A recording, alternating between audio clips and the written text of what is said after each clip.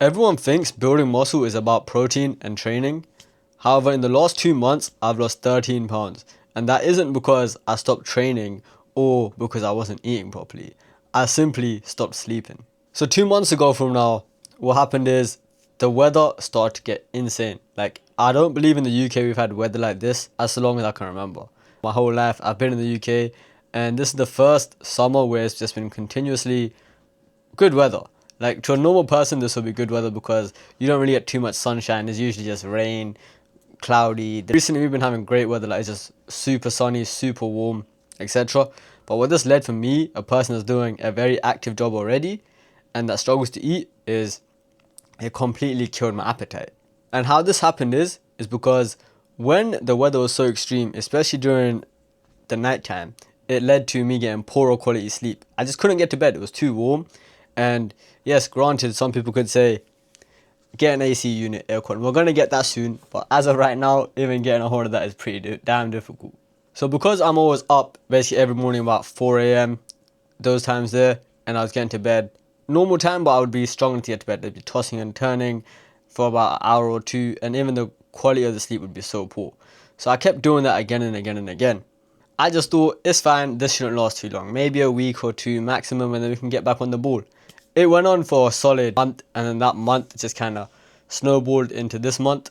Everything slowly just built on top of each other, and it just led to the outcome of where I'm at right now. Currently, I'm weighing at 57 kg, which is shambolic. I've lost 7 kilos from 2 months ago. So that's a bit more than 13 pounds now at this point in time.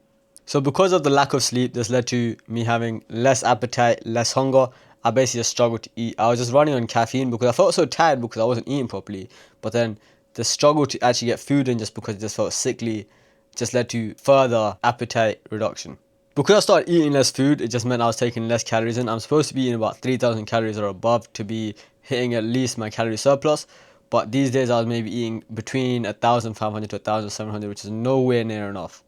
So less calories, the training intensity drops, the recovery drops. It was just a domino effect. One after another, everything just kept falling. Before I knew it, every time I looked at myself in the gym, I was looking better. Physically, I was looking more leaner. Like, if you looked at me, I still had most of my muscle mass. I still do, but it's just the fact I began to shrink. Week on week, I'm just looking at myself getting skinnier. Back to how I was when I initially started, just with a bit more muscle mass. So when it came specific to the appetite, what happened is I was having caffeine, which is an appetite suppressant, especially in the mornings, just to help me keep alert and awake. I started to eat less food, which just gradually meant less energy in my system for me to have proper recovery, proper training sessions. And as a natural hard gainer, what this meant is I was going to sooner rather than later start dropping weight like no tomorrow. When it came to training, the surprising part was in the initial weight drop when I was about 58, 57 kg, I was still doing very well in terms of my strength. I was doing sometimes the same amount I was doing at my peak weight or even still progressing. Right now, because I have lost a lot more than I should have, I feel like it is going to start to plateau a little bit before I start increasing my weight. So on that side, the strength wasn't too bad. It was honestly quite impressive. Especially with the bodyweight movements such as muscle ups and pull ups, that just felt so much easier. But regardless, that was something I could already do. It was just required a little less effort. I would be lying if I said though during half of these sessions, I would either just turn up to a couple exercises, or by the time I did my first 2 or 3 exercises out of the 6 I usually do, I'd feel so exhausted by the end of it that I just wouldn't be able to complete the session properly. A big part of building muscle is your hormones, and that is very much affected by the quality of your sleep and how much sleep you are actually getting. So if you sleep better, your testosterone levels are more optimum, your cortisol is more optimum, which means your body will recover better, and that will lead to you training better. When you don't feel so energized during your training session, you don't need motivation. I still turned up and got them done, but I just know if I stayed on top of my game in terms of figuring out how to keep my sleep optimum and not letting that affect everything else, it would have led to me carrying on bulking, getting closer to my goal right now, rather than put myself in the position where I'm at right now, where I had to put on roughly 11 to 13 kilos within the next 8 weeks. It sounds insane. I will probably put on a bit more fat than I would like, but what has to be done has to be done. I should just get back on the ball, have 3,000 calories every day, and approach the situation like that. I've just come to realize how important sleep is. People always be preaching how sleep is important, this and that. But to myself personally, because I was running about 5-6 hours of sleep and I was still making incredible progress, I thought it doesn't matter if the weather's going to mess me about. I've done this before, I can do it again. Matter of fact, I've never done this before. I've never had to deal with this sort of weather while I was bulking. So I was a bit overconfident, and that led to me having to deal with the consequences of that, which is this. So all I'll say is, when it comes to that, sleep is very important. Just make sure, even if you get less sleep than like most people would say, try to maximize on that. If you feel that is starting to get affected, fix it straight away. Otherwise, it will create a domino effect, especially if you're a hard gainer like me, when you're trying to put on weight. That is the first domino, and if that domino falls, everything else will fall alongside it. So since then, what I've done to improve my sleep is I bought blackout curtains, so my curtains basically just block out all light no matter what time of day it is.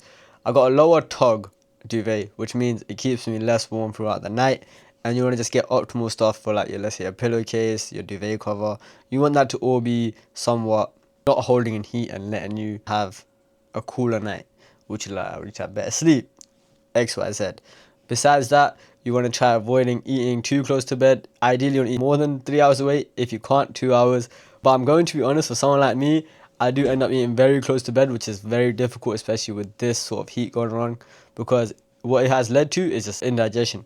If you get indigestion, it's most likely because you haven't either eaten this much in a long period of time, or you're eating too close to the time you're sleeping and then waking up. So this is all the things that your sleep will affect. Be mindful of these things, such as blue light, not being on your phone for too long, or just not doing something that's too mentally stimulating, which prevents you from actually sleeping. For the last couple of years, I just thought as long as I was disciplined and worked through exhaustion, I would always continue to make progress.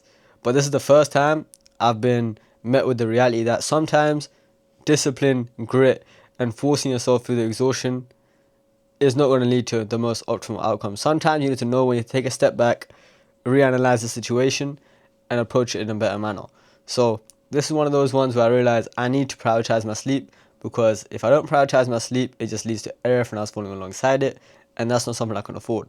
So this month, next month, I'm going to continue documenting my journey back to putting on weight. We're 57. Honestly, by the end of this month, I'll probably be around 61, 62. Perhaps a bit more than that. We'll see where this goes. Other than that, if you guys enjoyed this video, make sure you guys leave a like, subscribe, and follow on for the journey. So catch you guys later.